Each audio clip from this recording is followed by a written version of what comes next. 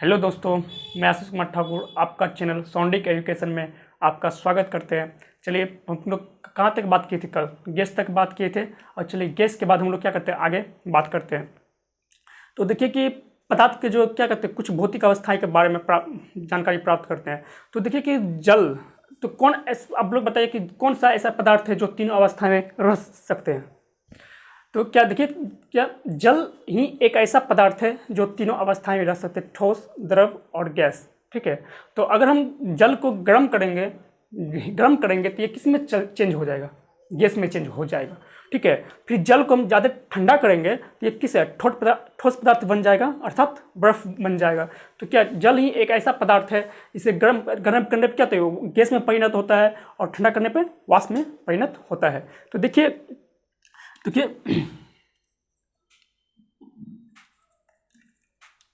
पदार्थ की भौतिक अवस्थाएं, कुछ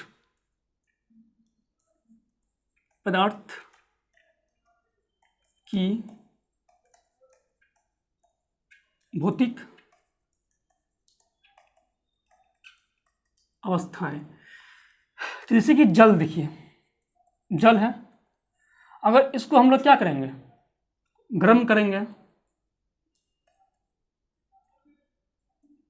गर्म करने पर ये क्या बनेगा? गैस बनेगा। और फिर हम लोग क्या करेंगे, गैस को अगर हम लोग ठंडा करेंगे, ठंडा करने पर अगर गैस को हम लोग ठंडा करेंगे तो ये क्या होगा, जल बन जाएगा। तो आप लोग देखे ही होंगे, जब जैसे कि खाना वाना बनता है ना। जैसे मान लीजिए कि कुकर से में खाना बनता है, तो कुकर में खाना बनता है, क्या जो वाष्प निकलता है, जो क्या होता है, वाष्प निकलता है। जो वाष्प निकलता है, अगर उसके ऊपर वाष्प जब आप गैस का सीटी लगता है, तो सीटी लगता है जो कुकर का, उस टाइम जो वाष्प निकलता है, उस टाइम क्या कीजिए, आप ये थाली ऐसे पर रख दीजिएगा। ऐसे वो वाष्प जाकर पूरा ऊपर में जाकर चिपकेगा। जब वो ठंडा होगा, देखिएगा वो पानी बूंद बूंद जैसा वो सब होने लगता है। तो ये बोले कि जल को जब हम लोग क्या करते हैं, गर्म करते हैं, क्या होता है, गैस निकलती है। क्या बनता है? गैस बनता है। और फिर इसको ठंडा करते, फिर क्या बन जाता है, ये जल बन जाता है। क्या बन जाता है? जल। फिर इसी प्रकार जब हम क्या करते हैं, इसको ठंडा करते हैं, ठंडा करने पर ये क्या बन जाएगा? ठोस बन जाएगा। क्या बन जाएगा? ठोस बन जाएगा। जब इसी को हम, ये ठोस को जब हम क्या करेंगे, गर्म करेंगे, ठोस को गर्म करने पर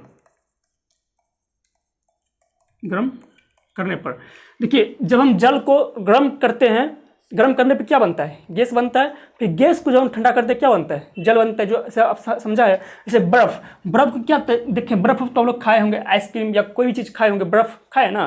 तो बर्फ क्या करते हैं, जब वो ठंडा रहता है, क्या करते हैं, अगर हम लोग उसको छोड़ देते हैं, जब वो पिघलता है तो क्या बनता है? द्रव अवस्था में आ जाता है। तो उसी तरह क्या करते हैं, अगर इसको हम ठंडा करते हैं, क्या होता है? ठोस अवस्था में आते हैं। फिर इसको गर्म करते हैं, क्या होता है? जल अवस्था में आते हैं। इससे क्या पता चला कि देखिए, जल ही एक ऐसा पदार्थ है जो तीनों अवस्थाएं में रह सकते हैं। कौन कौन? ठोस, ये हो गया द्रव्य, और ये क्या हो गया? गैस। तो सॉलिड, लिक्विड एंड गैस, ये तीनों अवस्था में कौन रह सकते हैं? आपका जल रह सकते, तीनों अवस्थाएं में रह सकते हैं। ठीक है। तो जल ही क्या है? जल तीनों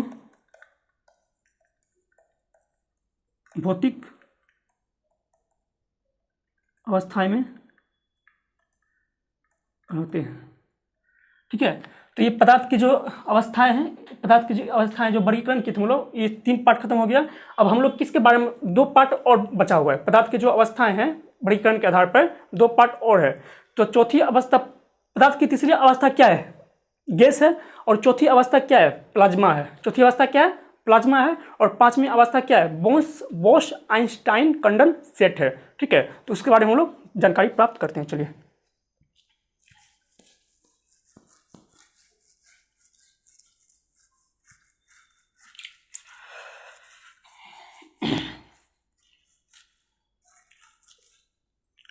देखिए,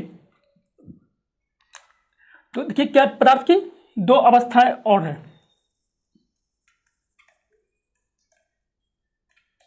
पदार्थ की 2 अवस्थाएं, मानिए चौथी अवस्था है, पदार्थ की चौथी अवस्था क्या है? इसको बोलते हैं प्लाज्मा। प्लाज्मा। और पांचवी अवस्था क्या है पदार्थ की? पांचवी अवस्था बोस, यहां लिख देते हैं, बोस आइंस्टाइन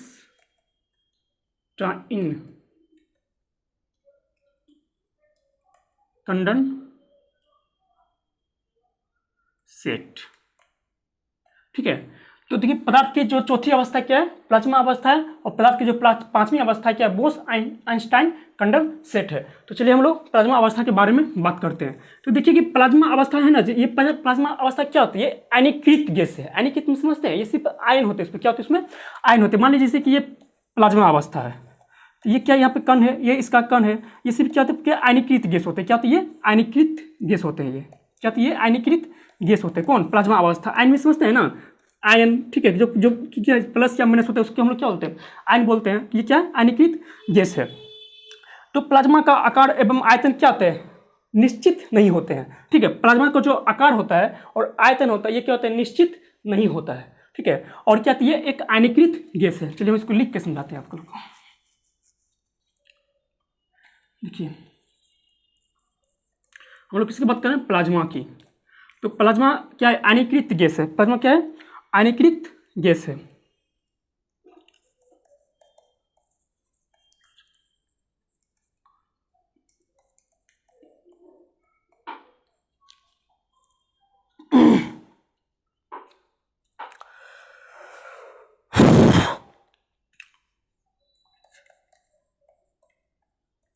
क्या? आयनीकृत गैस है। और इसके देखिए कि प्लाज्मा का आकार और आयतन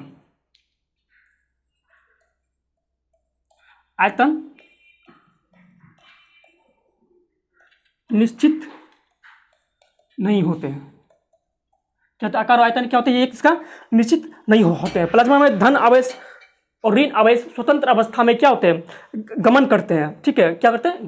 गमन करते हैं। और इसके इसी कारण क्या होता है? प्लाज्मा क्या होते हैं? विद्युत चालक होते हैं। प्लाज्मा क्या होता है? विद्युत चालक बनाते हैं। तो पदार्थ देखिए प्लाज्मा में विद्युत प्लाज्मा में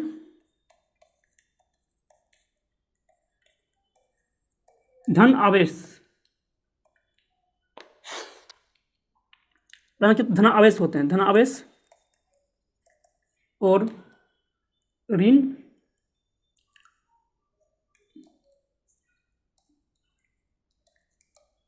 आवेश होते हैं। ऋण आवेश होते हैं जिसके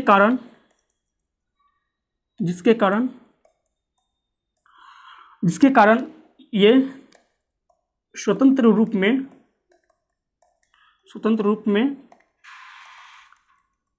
गमन करते हैं। क्या करते हैं? स्वतंत्र रूप में गमन करते हैं। और ये क्या बनाते हैं? विद्युत चालक बनाते हैं। क्या बनाते हैं? विद्युत चालक बनाते हैं। देखिए तो क्या पदार्थ की क्या है? प्लाज्मा जो क्या आयनीकृत गैस है। प्लाज्मा का आकार और आयतन क्या होते हैं? निश्चित नहीं होते हैं। और ये क्या प्लाज्मा में धन आवेश और ऋण आवेश होते हैं, जिसके कारण ये क्या स्वतंत्र गमन करते हैं। और ये क्या विद्युत चालक बनाते हैं। विद्युत चालक में समझते हैं ना, जो इलेक्ट्रिसिटी, ठीक है, वो उसकी आती है बनाते हैं। ठीक है, तो चलिए प्लाज्मा के बारे में जान गए आप लोग। ठीक है, तो चलिए आप लोग किसके पांचवी अवस्था के बारे में बात करते हैं।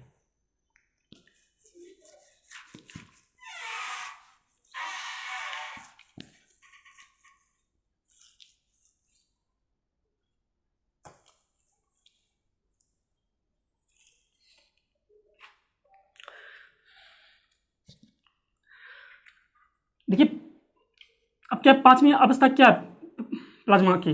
ये पांचवी अवस्था क्या है? बोस आइंस्टाइन कंडेंसेट है। किसकी? पदार्थ की पांचवी अवस्था। तो देखिए इसे पदार्थ का पांचवी अवस्था भी कहा जाता है। किसको? बोस आइंस्टाइन कंडेंसेट को। यह अत्यंत क्षण भंगुर अवस्था में होते हैं। क्या होते हैं? अत्यंत क्षण भंगुर में समझते हैं ना, जैसे कि पूरा छोटे दाना में होते हैं। ठीक है, ये क्या होते हैं? अत्यंत क्षण भंगुर होते हैं। यह